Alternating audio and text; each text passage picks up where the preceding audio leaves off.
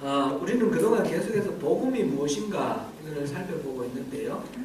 복음은 예수님이 말씀하신 복음이 있고 또 제자들이 전한 복음이 있다 그랬습니다. 예수님이 말씀하신 복음은 하나님 나라, 이 땅에 하나님 나라가 임하시고 하나님께서 우리를 다스려 주신다. 이게 가장 큰 복음입니다. 그런데 제자들은 예수님이 사시고 예수님이 죽으시고 예수님이 부활하신 이것을 복음이라고 그래 전했습니다. 곧 예수님이 사시고 죽으시고 그다음 부활하신 이것 자체가 하나님 나라가 실현되는 것이기 때문에 그렇습니다. 예수님이 살아계시는 동안 하나님 나라를 선포하셨고 또 여러 가지 기적을 통해서 하나님 나라를 보여주셨고 예수님께서 십자가에 달려 죽으심으로 하나님 나라를 성취하셨습니다. 그리고 그 하나님 나라의 성취는 예수님이 부활하심으로써 죽은 자 가운데서 다시 살아난다는 것은 이거는 하나님 아니고는 하실 수 없는 일이지 않습니까? 그래서 예수님이 하신 모든 말씀 그 죽으심까지도 이게 하나님이 하시는 일이다. 하나님 나라가 드디어 이루어졌다는 걸 확정하는 그런 것입니다. 그래서 복음은 한마디로 말하면 이 십자가에서 하나님 나라가 성취된 거니까 십자가가 전파되는 것이 가장 큰 복음입니다. 십자가 위에 하나님 나라가 아우새겨졌다 이렇게 볼 수 있습니다. 우리는 또한 어떻게 십자가로 하나님 나라가 성취되었는지 그거를 또 이렇게 나누어서 봤는데 오늘 성찬식이 예정되어 있었기 때문에 제가 그것도 있고 그래서 순서를 사실은 하나를 뒤로 이렇게 밀어놨습니다. 속죄가 첫 번째고 두 번째는 화목, 세 번째는 뭐였습니까? 해방되는 거, 배속, 해방되는 거. 네 번째는 오늘 하는 건 언약식. 하나님이 새 언약을 우리에게 주신 겁니다. 십자가에서 새 언약을 이루어 주셨습니다. 우리 언약이고 그래서 다음 주에는 속죄를 다시 하겠습니다. 속죄가 사실은 키거든요. 키라서 이걸 다 보고 한꺼번에 다시 종합해서 속죄를 보는 것도 유익할 겁니다. 오늘 본문의 배경은 떡 5덩이와 물고기 2마리로 5,000명이 배불리 먹고도 12광주리가 남았던 사건, 이른바 오병이어 사건을 배경으로 하고 있습니다. 오병이어 사건은 마태복음, 마가복음, 누가복음, 요한복음 네 복음에 다 나와 있는 그런 예수님의 기적입니다. 예수님의 사직이 네 복음에 다 공통적으로 나와 있는 것이 다는 아닙니다. 지금 예수님께서 아주 귀중하기 때문에 이거를 네 복음에 다 기록하도록 감동을 주셨는데 유대인들은 예수님이 이렇게 놀라운 기적을 베푸시는 걸 보고 이분을 우리 왕으로 삼아야겠다. 그렇게 생각했습니다. 이분이 틀림없이 메시아다. 이분을 모셔서 우리 왕으로 삼으면 우리가 현재 당면하고 있는 모든 경제적인 문제 다 해결될 것이고 정치적인 문제 다 해결될 것이다. 이렇게 생각을 하고 예수님을 왕 삼으려고 했습니다. 예수님은 그 사람들의 마음을 알고 피하였습니다. 유대인들은 밤새도록 예수님을 어디 계시는지 찾아다녔습니다. 이튿날 아침에 예수님을 만나게 됐는데 그 고전에 설교할 때는 이 갈릴리 건너편이었습니다. 그다음 밤새 제자들이 배를 타고 이렇게 갈릴리 바다를 건너서 가버나움으로 오는데 그때 풍랑이 일어나가지고 막 빠져 죽을 듯한 그런 위기가 있었고 예수님께서 그 무리를 걸어가서 그들하고 같이 이렇게 오는 그런 사건이 있었죠. 그러니까 이 제자들이 배 탈 때는 분명히 예수님이 없었습니다. 근데 아침에 보니까 예수님이 가버나움에 와 계시는 거예요. 그래서 어떻게 오셨습니까? 이래서 이제 신기해서 이렇게 질문을 함으로써 이 대화가 시작되는데 여러분들이 나를 찾는 이유는 무엇입니까? 이 표적을 보고, 표적은 시그널입니다. 표적은 단순한 기색이 아니라 이 표적을 통해서 뭔가 하나님이 보여주신다 그런 뜻으로 표적이라는 말을 쓰는데 시그널, 교회 앞에 소명교회 이렇게 돼 있는데 그것은 그 간판이 소명교회가 아니라 그 간판이 가리키는 이쪽에 소명교회가 있다 이런 뜻 아닙니까? 그죠? 그러니까 예수님이 오병이어 사건을 일으킨 이것은 그것 자체가 목적이 아니라 그것으로 뭔가 알려주시고 싶어 하시는 그런 내용이 있다는 것이죠. 이건 시그널입니다. 그래서 표적이라고 성경에 그렇게 기록하고 있습니다. 여러분들이 나를 찾는 것은 그 표적을 보기 위해서 보았기 때문이 아니라 배가 불렀기 때문이다. 그렇게 말씀하시면서 썩는 양식을 구하지 마시고 썩는 양식을 위해서 일하지 마시고 영원히 썩지 않는 그 양식을 위해 일하십시오. 이렇게 이제 유대인들에게 이야기를 하는 것입니다. 그러니까 그 썩지 않는 양식이 뭔가 그렇게 이제 설왕설래하는 가운데서 예수님께서 내가 바로 하늘에서 내려온 떡이다. 내가 바로 생명의 떡이다. 나를 먹어야 한다.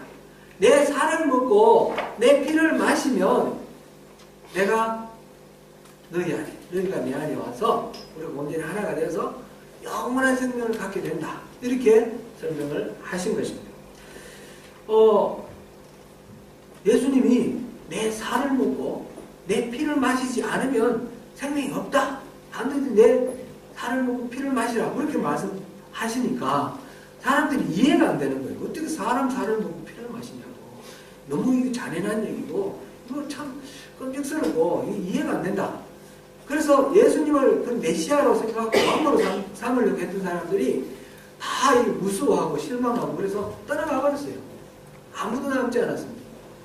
단지 예수님 제자들만 남아 있습니다. 예수님 제자들에게 예수님 너희들도 갈래? 이렇게 물어봤더니 생명의 말씀이 여기 계신데 우리가 어디 가겠습니까? 그리고 네, 그것도 있습니다. 그렇지만 예수님의 제자들도 사실은 이해를 못합니다. 사람이 뭐 피를 마신다. 예수님 살을 우리 예수님 이 상상이 안 되는 거죠. 무슨 말인지 이해를 못합니다. 성도 여러분, 예수님이 직접 말씀하셨어요. 내 살을 먹고 내 피를 마시라.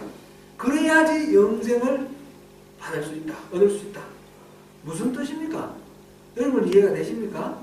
우리는 이해가 되죠. 이미 성경에 다 나와 있으니까 이해가 됩니다. 그래서 다시 한번 우리 생각해 봐야 되겠습니다. 예수님의 살을 먹고 예수님의 피를 마시라. 이 말은 예수님을 우리 그 음식 먹는 것에 비유를 해서 예수님을 우리에게 받아들이라. 온전하게 받아들이라. 그런 뜻입니다. 음식물을 먹으면 이 음식물을 이거 입에서 씹고 그 다음에 위장으로 보내면 거기서 막 이렇게 산을 내가지고 이렇게 섞어서 분해를 시켜서 장으로 들어가면서 다 이렇게 흡수를 안 합니까? 흡수를 해서 피를 따라서 온 몸으로 펴지면서 그 영양분이 우리 세포가 되는 것이고 우리 피가 되는 것 아닙니까? 그러니까 음식이 된다는 것은 예수님이 우리의 양식이 된다는 것은 예수님이 우리 안에 들어오셔서 우리의 피와 살이 되겠다는 말씀입니다. 예수님은 단지 인카네이션, 하나님이면서 사람 가운데 와주셨을 뿐만 아니라 구체적으로 우리의 인생 속에, 우리 삶 속에 들어오셔서 내 살과 피가 되어서 내 인생이 되겠다는 말씀입니다. 이거는 피지컬한 건 아니죠. 스피리추얼한 건데 곧 예수님을 온전히 믿으면 예수님이 십자가에 달려 죽으심으로 자기를 버리셔서 나를 속죄하고 또 구원하신 그 모든 진리의 말씀을 우리가 받아들이면 내 인생이 옛날의 내 인생이 아니라 예수님이 들어와서 예수님의 인생으로 바뀐다는 것입니다. 새로운 피조물로 바뀐다는 것입니다. 그거를 믿어라. 그래야지 영원한 생명이 있고 예수님을 이렇게 피와 살을 받아먹는 이거를 안 하면 그냥 예수님 이런 분이구나 철학적으로 이해한다든지 이론적으로 이해한다든지 그럼 그거는 그만입니다. 예수님을 완전히 받아들여야 됩니다. 내 인생으로 완전히 받아들여야 됩니다. 그래서 예수님께서 그러면 내가 너희 안에 들어가겠다. 단순히 이 땅에 사람의 모습으로 오셨을 뿐만 아니라 우리 인생에 들어오겠다. 침투에 들어오시겠다. 임파테이션이라고 하는데 그렇게 들어오시겠다라고 하시는 것. 이것이 바로 새로운 언약입니다. 옛날 언약은 출애굽기 24장에 그 언약 체결이 현장이 있는데 하나님께서 모세를 통해서 10계명을 주시고 또 여러 가지 율례를 주시면서 나는 너희들의 하나님이 될 테고 여러분들은 나의 백성이 되자. 그래서 우리 계약을 체결하자. 그래서 이스라엘 사람들이 소를 잡아서 번제와 화목제를 드립니다. 그리고 그 제물을 나눠 먹습니다. 나눠 먹을 때 그때 그 짐승의 피를 가지고 뿌리게 하면서 이 피가 바로 언약의 피다. 이렇게 말씀하셨거든요. 그 상황을 그대로 지금 예수님께서 재현을 하시는 겁니다. 원래는 예수님이 하시는 이것을 모세가 그때 모세 때에 미리 한번 예표로 보여주신 거고 그거는 그림자고 진짜는 이건데 예수님께서 자기 살을 찢어서 우리에게 주시는 겁니다. 자기 피를 우리에게 주시면서 이걸 뿌려서 새로운 언약을 맺는 것입니다. 그것이 십자가에서 일어난 사건입니다.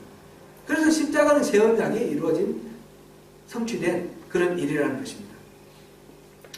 이제 여기까지는 우리가 알고 있는데 예수님이 내 살을 먹고 내 피를 마시라 할 때 이 제자들은 알지 못하는 거예요. 무슨 말인지 이해를 못합니다. 나중에 예수님이 십자가를 지시기 바로 전에 잡히시기 전 그날 밤에 최후의 만찬 때에 이 내 살을 먹고 내 피를 마시는 게 무엇인지 보여주셔요. 시연을 하시는데 그것이 떡을 이렇게 떼어주시면서 이 떡은 내 몸이다. 내 살이다. 그러면서 이것을 받아 먹어라. 그리고 이것을 먹을 때마다 나를 기억하라. 이렇게 말씀하셨어요. 그리고 잔을 돌리시면서 이 잔을 받아 마시라.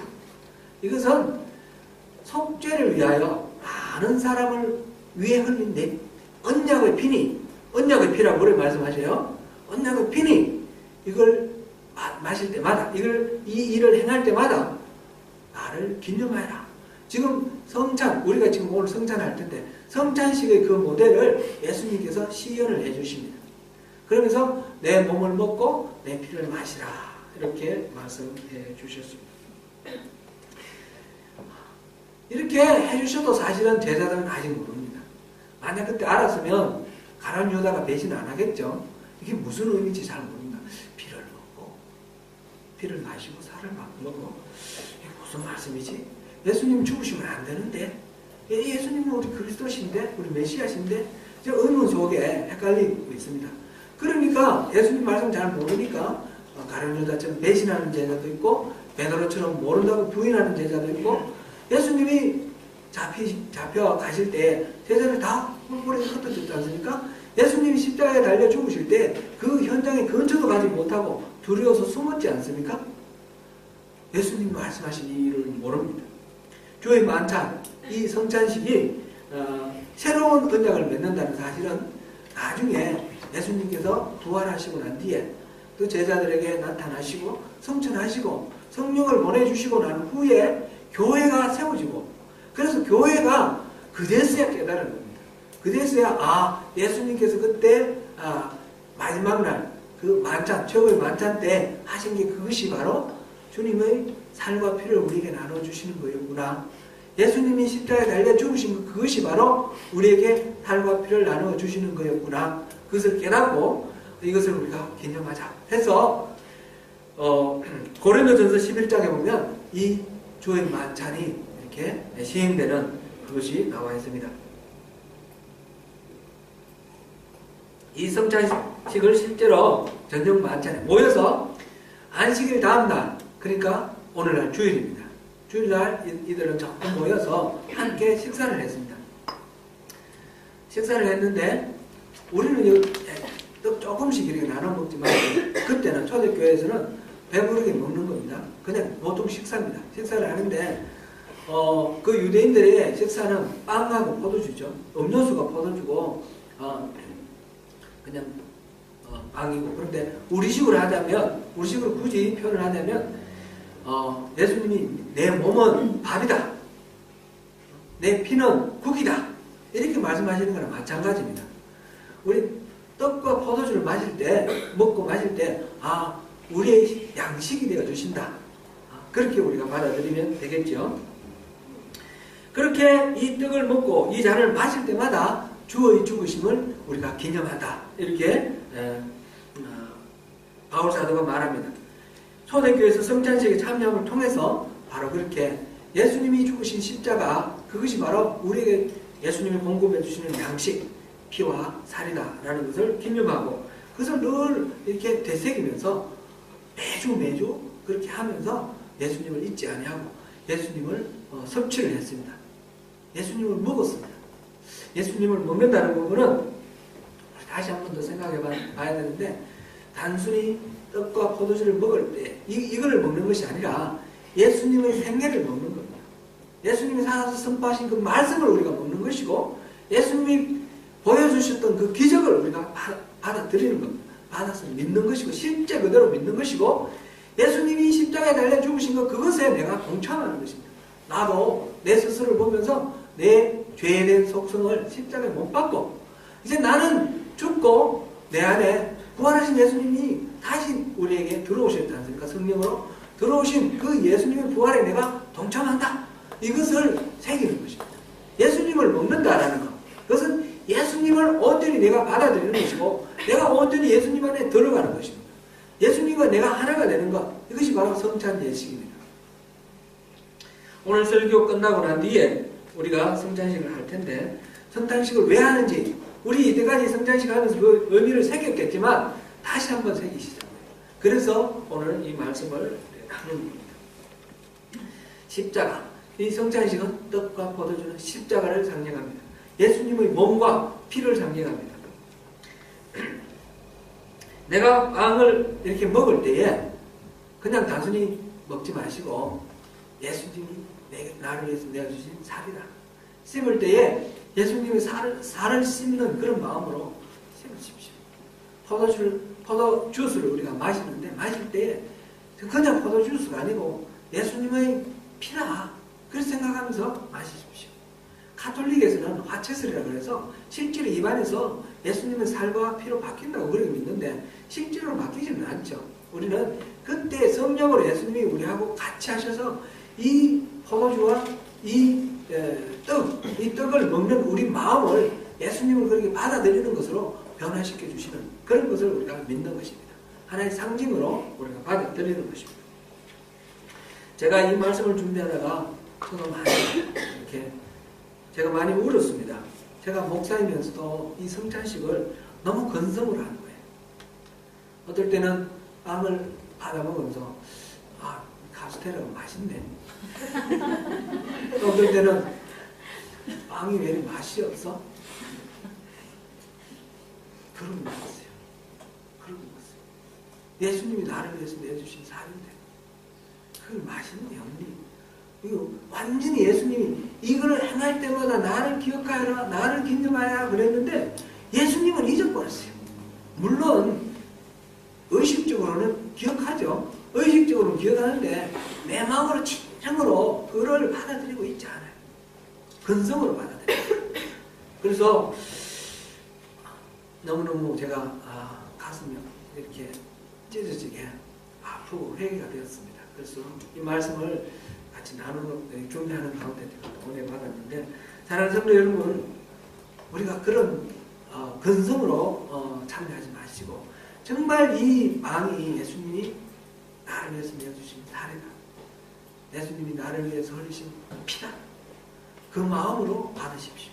그리고 이거는 내가 예수님이 십자가에 달려 죽으심으로 내게 양식을 공급해 주셨는데, 그 양식을 취하는 것은, 내가 이 빵과 포도주를 마시는 것은 다름 아니라 내가 예수님을 나를 온전히 받아들이고 내가 없어지고 예수님이 내 안에 들어오셔서 내 인생을 차지하고 내 인생을 살아가시도록 나를 내어드리는 거다.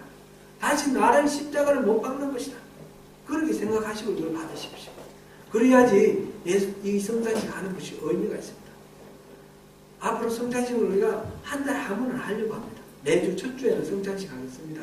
그렇게 좀 아시고 기도하시고 하시면 좋겠는데, 이 성찬식은 그냥 의식적으로 그냥 리추얼로 한번 때우기 식으로 지나가면 아무런 의미가 없습니다. 이 성찬식을 할 때마다 예수님의 십자가를 우리가 받아들여야지. 십자가의 도는 멸망하는 자들에게는 미련한 것이요 구원을 받는 우리에게는 하나님의 능력이라고 그랬는데, 십자가가 이것이 우리에게 어떻게 하면 우리에게 도움이 됩니까?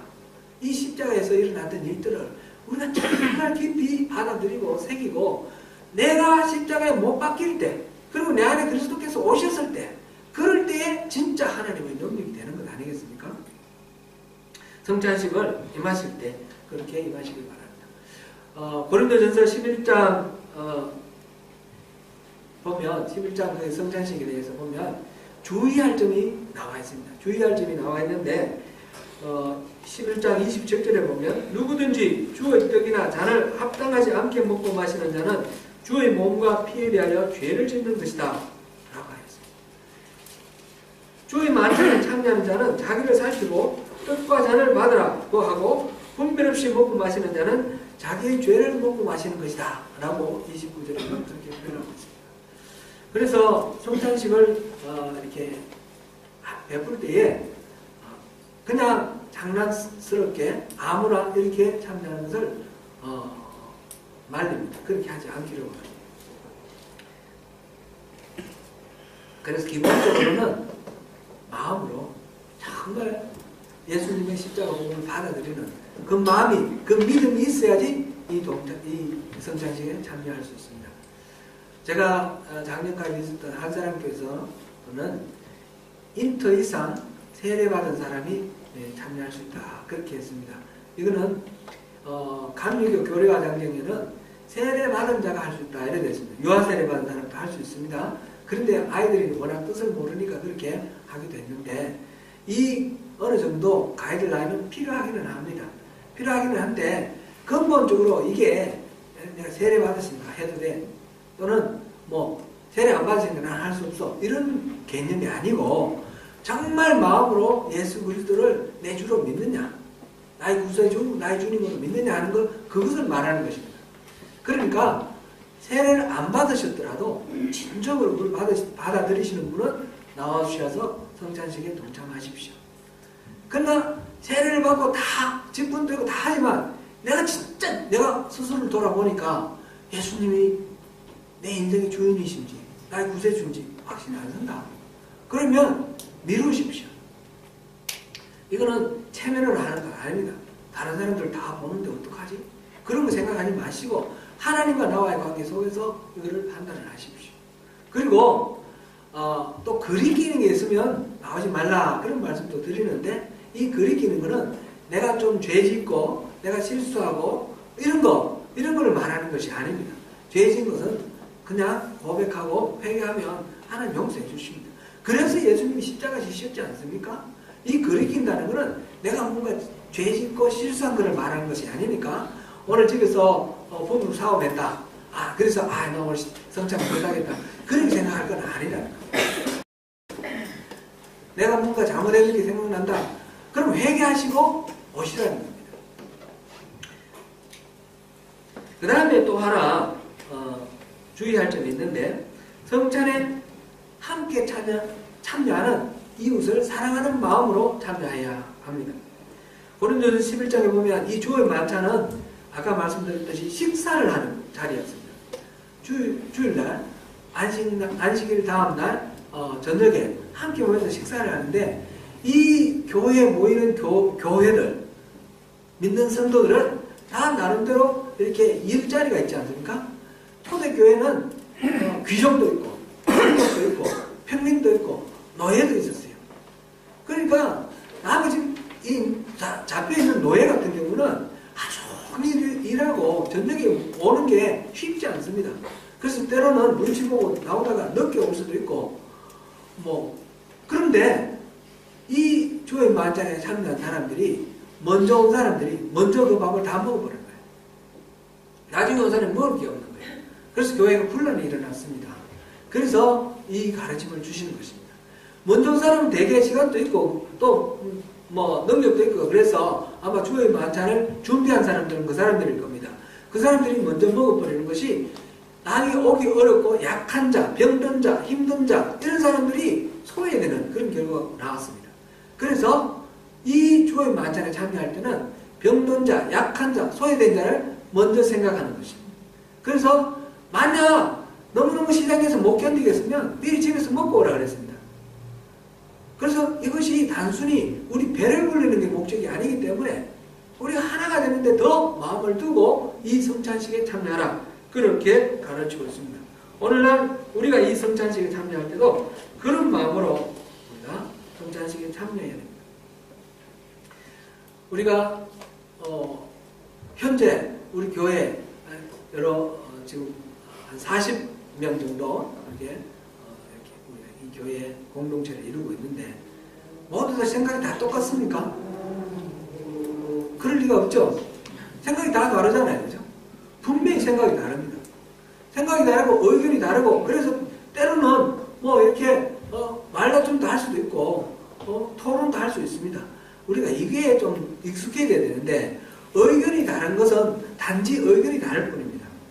이것이 이 의견이 다른 거에 때문에 저 사람이 나를 싫어한다. 내가 저 사람 내가 뭐 말할 때마다 반대하는 거 보니까 틀림없이 나를 미워하는구나. 이런 식으로 생각할 필요가 없습니다. 의견이 다른 것은 당연하게 있을 수 있는 일입니다. 그래서 이 성찬을 대하시면서 다시 한번 우리 스스로를 돌아보는 거예요. 우리 안에 좀 불편함이 있고 의견이 다른 걸로 인하여 뭐 어떤 어려움이 있었다라면 이 성찬에 참여함으로 그걸 잊어버리는 계기로 삼으십시오. 우리 화목제물 먹을 때 그 소 한 마리 잡아먹기 위해서 미운 사람, 원수신사까지 데리고 와서 우리 먹어야 된다 그랬지 않습니까? 예수님이 자기 몸을 화목제물로 주셨지 않습니까? 지금 이 살과 피는 화목제물을 나눠 먹는 것도 되는 것입니다. 그러므로 우리가 이 성찬 의식을 통해서 우리가 성도, 나 아닌 이웃 성도를 사랑하고 예수님과 내가 이걸 먹음으로 하나가 되는 것 마찬가지로 우리 이 예수님의 이 몸과 이 살과 피를 먹는 우리가 나와 예수님이 하나가 되었으면 이분도 예수님과 하나가 되고 저분도 예수님과 하나 되었으면 당연히 우리 모두 다 하나가 되었지 않습니까? 우리 안에 있는 이 자리에 있는 우리 모두가 하나가 되는 것입니다. 그 마음으로 우리가 이 성찬을 받으시기 바랍니다. 오늘 성찬 의식을 통해서 우리 안에 들어오시기를 원하시는 예수님, 이 예수님을 정말 감사함으로 받아들이시길 바랍니다. 그 하나님이 다음 주에 우리 속죄할 때 다시 한번 더 우리 새겨볼 텐데 하나님이 인간 가운데 오신다는 것은 참 어마어마한 일이에요. 우리 대수롭게 넘어갈 일이 아니에요. 그런데 우리 가운데 와주셨을 뿐만 아니라 내 속에 와주시겠다는 거예요. 내 스스로를 돌아보면 정말 부끄러운 점 많고 약점 많고 정말 볼품없는 인생인데 그런데 하나님이 우리 만물을 만드신 하나님이 내한테 오셔서 나를 내 피가 되고 내 세포가 되어 주시겠대요. 내 몸의 장기가 되어 주시겠대요. 내 머리카락이 되어 주시겠대요. 그렇게 오시겠다는 게 얼마나 놀라운 감격할 그런 감사의 제목입니까? 빵과 포도주를 받으실 때 나를 위해서 그렇게 십자가에서 쌀을 찢으시고 피를 흘리셔서 내 안에 오시기를 원하시는 그 예수님의 마음을 품으시고 거기에 동참하심으로써 피를 흘리신 예수님 기억하시고 또 온전히 하나가 되시는 그런 성찬이 되시기를 바랍니다. 그래서 갈라디아서 2장 20절 말씀 내가 그리스도와 함께 십자가에 못 박혔나니 그런즉 이제 내가 산 것 아니요 오직 내 안에 예수님께서 사시는 것이다. 이제 내가 육체 가운데 사는 것은 나를 사랑하사 나를 위하여 자기 몸을 버리신 하나님의 아들을 믿는 믿음 안에서 사는 것이다. 이렇게 고백하고 율법으로 우리를 통제하고 강요하는 그 옛 언약은 끝났습니다. 그 언약에 대신해서 예수님께서 스스로를 새로운 언약의 제물, 언약의 피로 내어주셔서 이제는 우리 안에 들어오셔서 우리가 그 율법을 이걸 어떻게 지키지? 이게 아니라 우리 안에 들어오셔서 저절로 지켜지도록 그렇게 만들어주시는 분이 우리 주님이십니다. 너희 안에서 행하시는 이는 하나님이시니 자기의 기쁘신 것을 위하여 너희에게 소원을 두고 행하게 하시나니 빌립보서 2장 13절 말씀입니다. 그렇게 우리 안에 성령으로 오셔서 일하시는 하나님 우리 주님 예수 그리스도의 인도하심에 순종하고 나갈 때 우리는 내게 능력 주시는 자 안에서 내가 모든 것을 할 수 있다 라고 우리가 고백하고 우리가 인간의 성품으로 능력으로 할 수 없는 그런 경지까지 우리가 도달하지 않겠습니까? 그래서 전에는 인간으로서는 미워하고 용서할 수 없었던 그런 한계 그걸 극복하고 나하고 그렇게 다른 사람 그렇게 미운 짓을 하는 사람도 용납하고 받아들이고 용서하고 또 우리가 이루 말로 할 수 없는 그런 예수 그리스도의 성품이 평화를 이루고 화해를 이루고 또 그 다음에 온유하게 사람을 대하고 그러면서 우리 인격이 예수님을 닮아가고 그래서 우리 가운데 하나님의 나라가 실현되고 인간의 그 많은 죄가 있음에도 불구하고 하나님이 우리에게 임하셔서 우리를 다스림으로 인해요 우리가 천국을 살아가는 그런 놀라운 천국 백성 우리 모두가 되시기를 주님의 이름으로 축원합니다.